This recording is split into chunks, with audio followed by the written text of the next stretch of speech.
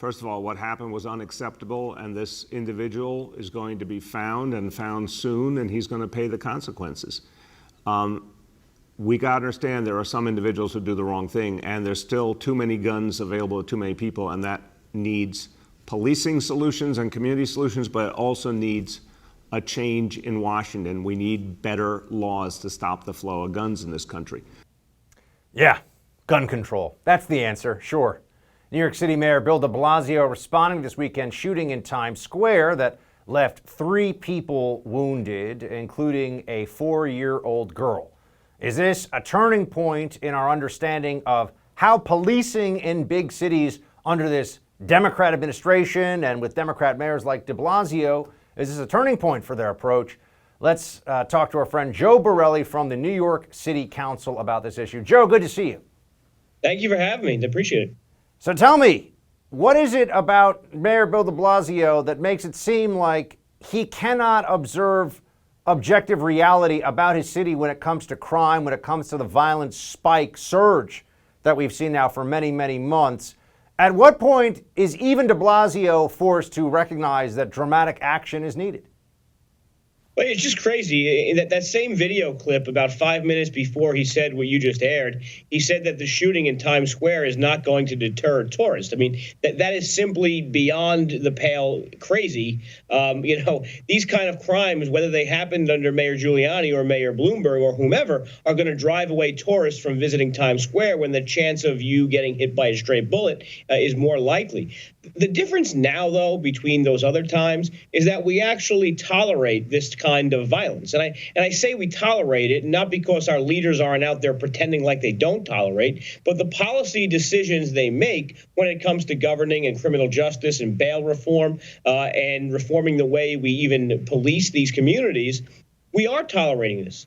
88% of people arrested for gun crimes in 2020 were let out on the streets with no bail, with almost no instant accountability. 55% of those people were arrested for pulling a trigger or out with no bail, back on the streets. So when I say we tolerate it, we do tolerate it. And it's crazy to see Bill de Blasio sort of have to admit that the solution is policing. That whole press conference was to announce that we're going to flood Times Square with a critical response team of the NYPD. It's great. I'm glad to see it. It's good. It'll get tourism back, hopefully, at some point.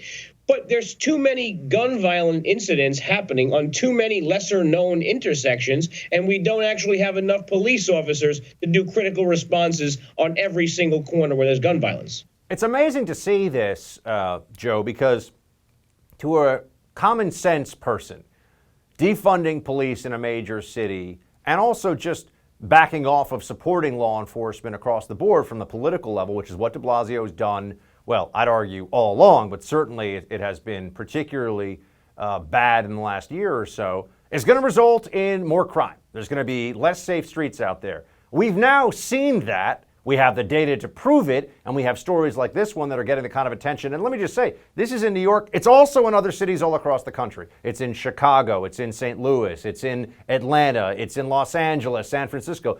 There's been violence spiking in so many cities as the defund the police narrative has spread. And now here we are, and he still leans back into the old talking points about gun control. And as you said, he wants to give more money or give more resources, more law enforcement resources to the problem. Maybe there should be a repudiation of the whole defund the police narrative as part of this. Yeah, I mean, first of all, if only these mayors had a crystal ball. I mean, who could have possibly predicted that this would have been the result? It totally came out of left field. Of course, I'm being sarcastic. But yeah, I mean, de Blasio reverts back to old progressive talking points. It's gun control. It's midnight basketball leagues. It's social justice. It's violence interrupters. I don't even know what that is. But violence interrupters are, I'm told, someone who's going to play a role in this problem. But the interesting thing, and you mentioned a turning point earlier. It was a turning point on the campaign trail. Since that incident happened, you had Eric Adams take a very pro-police stance, saying that police are the solution, no matter how much the left likes to denigrate them. He took probably the most pro-police stance of any Democrat, and he was a former police officer. Now, it's not all rosy. I don't want to paint the picture that he's this conservative law and order candidate. He's not by any means. But that triggered all the other candidates to follow suit. You had Andrew Yang follow up with sort of a realization that we shouldn't defund the police. You had Ray McGuire out there saying we probably shouldn't be defunding the police. So it seems to be that the candidates are seeing some reward, public reward, in terms of voting in public opinion polls, in actually having a reasonable approach to policing. And that includes police reform. I mean, having a reasonable approach to police reform is not terrible. It's not the end of the world. When it's defund the police because the hashtag told us to, that's where you lose most regular workaday New Yorkers, even Democrats.